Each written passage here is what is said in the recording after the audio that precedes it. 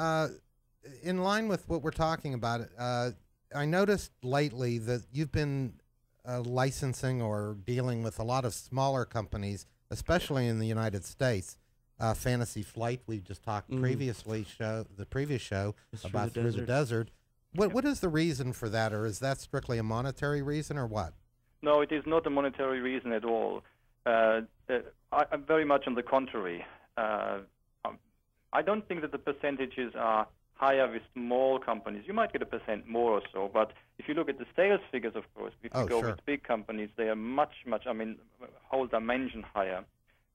For me, money has never been the driving force to do games. I think if you do games for money purposes, you are not very well advised, and you should probably stay off that.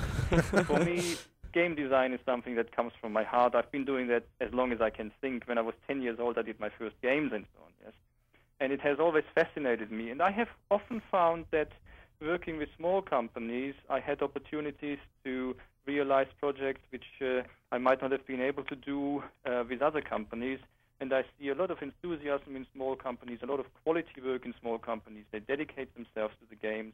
And it allowed me to publish a lot of games with very good quality, helping the publishers, helping myself, helping my image as well, but also helping the industry, because we are getting good games onto the market.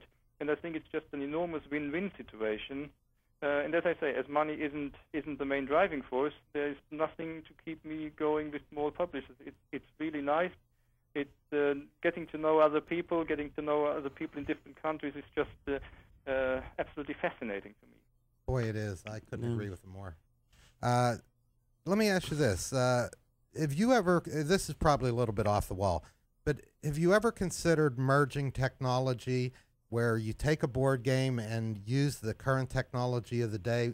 And I know you don't play video games, but is there any way you can foresee ever working on a project that would do something like I'm describing? Yes. You are probably closer to some of my activities than you think.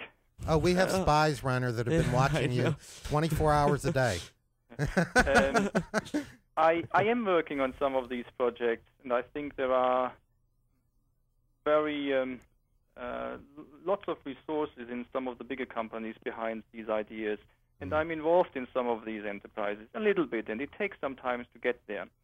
You see, what I believe is people make a big discrepancy currently between saying these are the board games, and sometimes they say these are the culturally valuable board games and card games and traditional games. And here are the other side. Here is the computer games, the electronic games. And sometimes they say these are the bad games because you sit in front of a screen and you don't have any social context anymore whatsoever. I think this is only half the truth. I think we are in an interim situation currently. If I look at my microwave, there's electronics in there. If I look at my washing machine, there's electronics in there. Sure. But we're not saying the washing machine is good or bad. So what I think is, sooner or later, the electronics will find a very, very natural way into the game, where they support the gameplay, where you still have the interaction between other players, and very naturally it will just become so much easier to play and so much more natural to play with some electronic support behind it. And I think, in a way, the electronic side and the traditional side of gaming will merge together in a very natural way. Not saying that there will be individuals on the one on the other side, but I think the area in between will be much more overlapping and much more naturally overlapping. Well, I just remember about 1979, I turned on my computer. It was a beat-up old thing, and we played a multiplayer game on it called Mule, M-U-L-E. And I don't know if you're even familiar with it, but 4 people could play it all at the same time. We bid on things. It was economic. It was claiming land. It felt just like a board game to me. And I was just wondering if you had been thinking about that, and I really appreciate that answer.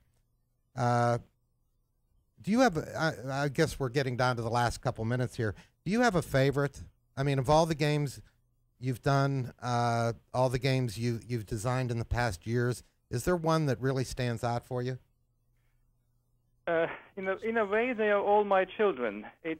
I find it very hard to pick one out, particularly because I think, and that's again a design philosophy, a game for me is nothing absolute. A game for me is something which needs to fit to the people I play with and to the mood I'm in.